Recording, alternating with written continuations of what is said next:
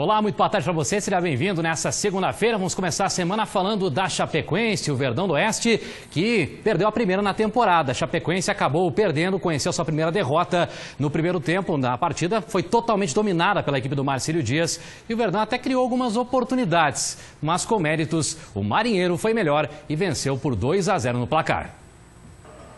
Em mais um domingo de calorão, mais um jogo de casa cheia, com as arquibancadas pulsando, cantando alto, a plenos pulmões. Nos números oficiais, pouco mais de 5.700 torcedores, mas para quem estava no estádio, a sensação era de muita, mas muita gente a mais. A bola rolava e ainda tinha torcedor entrando. Se alguém duvidava da força da torcida, o jogo contra a Chape enterrou qualquer questionamento. Então pega o telefone aí e avisa todo mundo. Vamos ver os melhores momentos do jogo. Em campo, o Marcílio mostrou que não ia se intimidar e partiu para cima com Jean Dias e Anderson Ligeiro logo no começo de jogo. Mas não dá para bobear com a Chapecoense. Quando teve chance aos 9, a bomba do Márcio Araújo estourou no travessão do goleiro Tom. Só que a tarde seria rubro-anil e de Juninho Tardelli. Aos 23 ele arrancou aplausos do estádio quando de primeira bateu bonito. Seria um déjà vu, porque ali no mesmo gol, 12 minutos depois, ele recebe de Jean Dias e livre, fuzila 1-0. Nem preciso dizer que o gigantão quase veio abaixo. E olha que o Juninho teve outra chance. Quase que a vantagem foi maior ainda pro intervalo. No segundo tempo, o Marinheiro controlava a partida com segurança. Parecia questão de tempo para selar o gol da vitória. Mas aos 17, palpitações, porque o chute do Ian Rolim tinha endereço certo. Com direito à parada para hidratação, porque em um jogo com ritmo alucinante e com o calorão pesado, era bom mesmo se hidratar. Então o árbitro Braulio da Silva Machado fez as contas e deu 6. É isso aí, 6 minutos de acréscimo. O marcilista quase teve um treco. E se alguém sofria do coração, teve que tomar remédio quando o Perrote cabeceou. Tom salvou 1, 2 vezes. Daí veio a cereja do bolo. Aos 49, o torcedor que xingou ficou até feliz com um acréscimo. Contra-ataque de Almanac, Luanderson aciona Wellington Melo, que na base da categoria vence a defesa da Chape e garante a vitória. 2-0. Festa em campo, festa na arquibancada. Uma cantoria afinada no velho gigantão. Temos que reconhecer o mérito do Marcílio, vem fazendo um grande campeonato e venceu a partida. A briga é se manter entre os 4. É o que nós queremos. Primeiro é classificar entre os 4. Classificando entre os 4, aí nós vamos ter chance de ser campeão.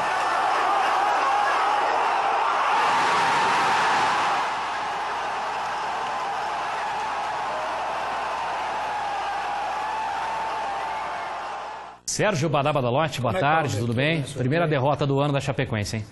Até demorou para acontecer, era uma derrota que estava se desenhando, todo mundo falava a mesma coisa, que os resultados da Chapecoense, nesse ano, nas 11 partidas, estavam sendo melhores do que o futebol até então apresentado. E quem muito procura, acaba encontrando. Já poderia ter perdido para o São José lá em Porto Alegre, poderia ter perdido para o União La Calera lá no Chile, poderia ter perdido para o Tubarão lá em Tubarão, quem sabe até para o Figueirense aqui que jogou com time de reservas, mas veio ontem numa partida em que o Marcílio Dias parecia ser o clube da Série A. Alguém que chegasse no estádio ou acompanhasse o jogo pela internet e visse os dois times em campo, diria, não, esse de vermelho, o de Bordeaux, é o time da Série A. O de verde é o time que parecia que estava subindo da segunda divisão de Santa Catarina, porque o Marcílio Dias subiu da segunda divisão de Santa Catarina no ano passado. Vocês se lembram que na estreia tiveram que fazer um carreteiro lá para poder viabilizar a vinda de avião para Chapecó? Foi esse time aí que deu um banho de bola na Chapecoense, que teve esse chute do Márcio Araújo,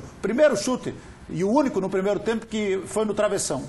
E aí só deu o Marcílio Dias. Só deu o Marcílio Dias, a Chapecoense toda recuada no seu campo de defesa, chamando o adversário para o seu campo de defesa. Aí o Juninho Tardelli, irmão do Diego Tardelli, 35 anos, deitou e rolou no primeiro tempo, poderia ter feito o primeiro gol, mas aí o erro do Eli Carlos, a defesa toda ficou olhando, O rapaz, o Jean Dias, chegou lá no fundo, cruzou para trás, o Juninho Tardelli, com 35 aninhos, numa lua de 40 graus, fez o gol que deu a vitória parcial para o Marcílio Dias, merecida, muito justo. Olha só, perdeu outra oportunidade aí o Juninho Tardelli. Então, no primeiro tempo, só deu o Marcílio Dias, com exceção daquele chute do Márcio Araújo no travessão. No segundo tempo, a Chapecoense até tentou reagir.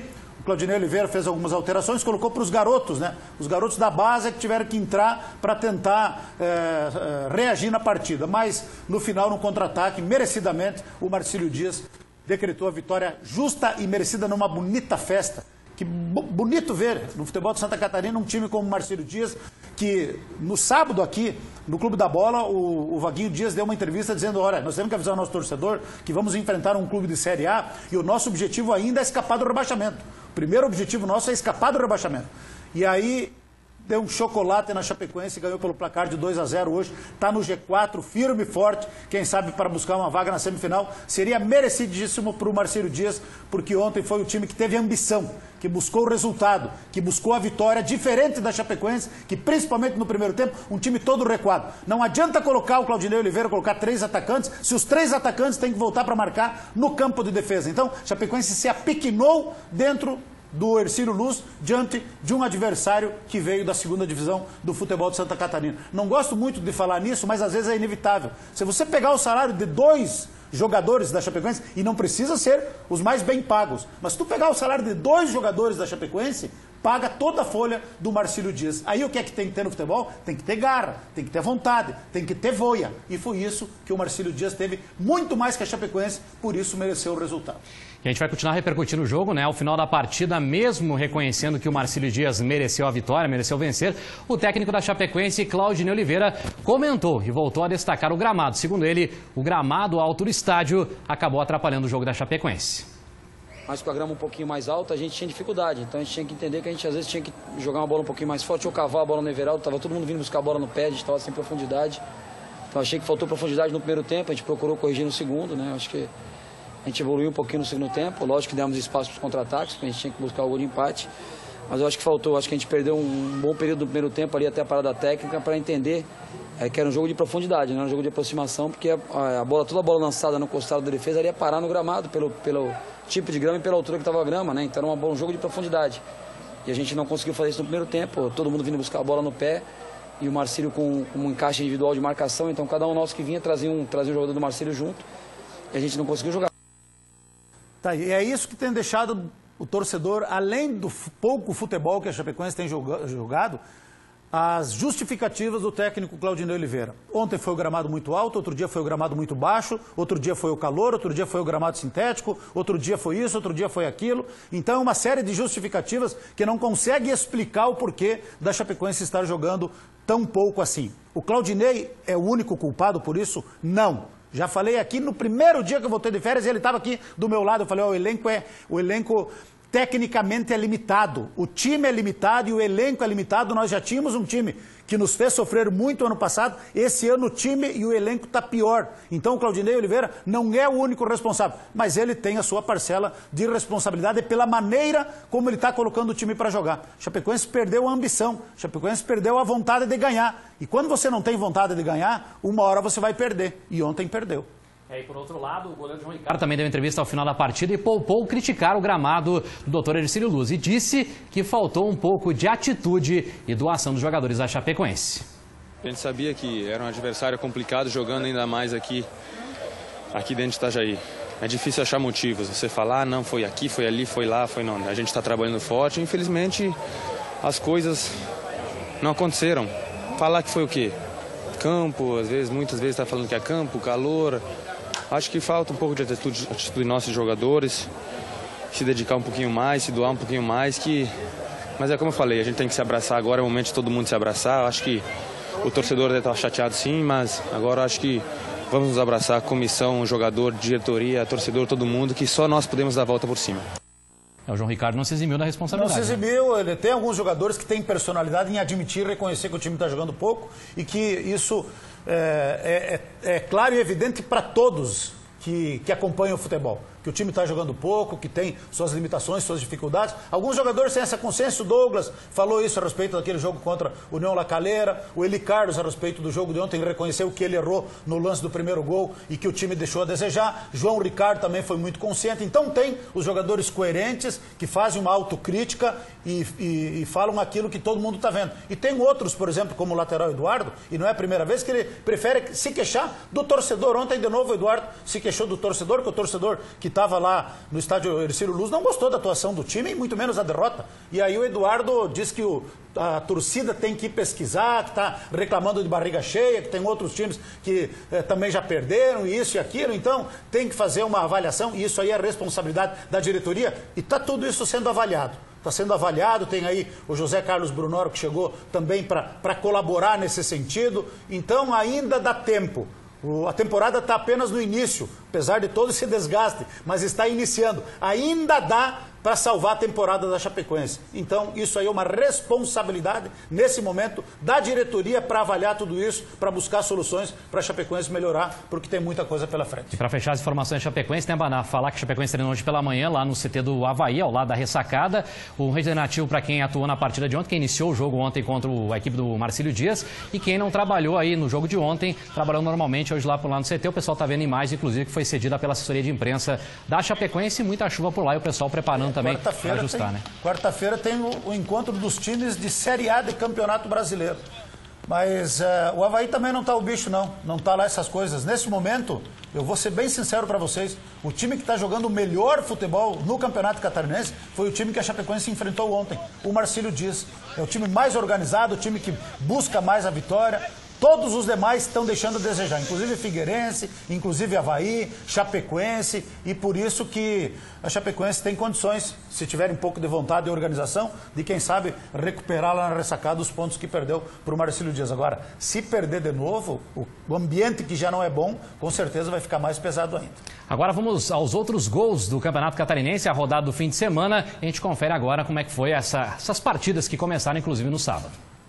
Em Florianópolis, o líder figueirense suou para empatar com o Criciúma. E foi o Tigre que abriu o placar. Foi no cruzamento de Marlon para a cabeçada do baixinho Endrel. O Figueirense teve dificuldades mesmo jogando em casa e só conseguiu empate na etapa final com um golaço de William Pop, que havia entrado poucos minutos antes e fez essa pintura. Placar final, 1-1 no Orlando Scarpelli.